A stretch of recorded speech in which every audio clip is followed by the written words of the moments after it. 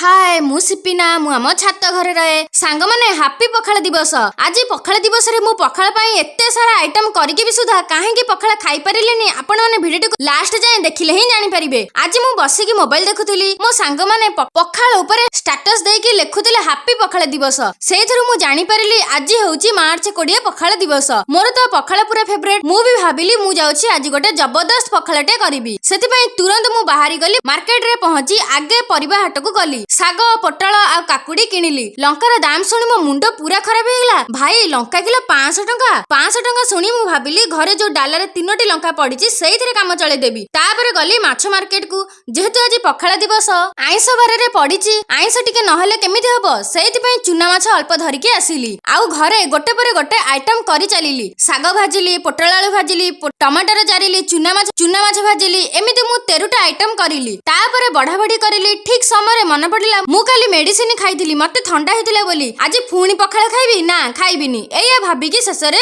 पूरी आ आलू कसा खाइली। सांग माने मु तो पखाल खाइ परिलेनी। आपण माने खाइचंती कि नाही मते कमेंट सेक्शन में जणाइबे। जगन्नाथ कृपारु आपण माने भले रहंतु आ खुशी रे रहंतु। सब्सक्राइब कर दिजिबे। रहूची जय जगन्नाथ।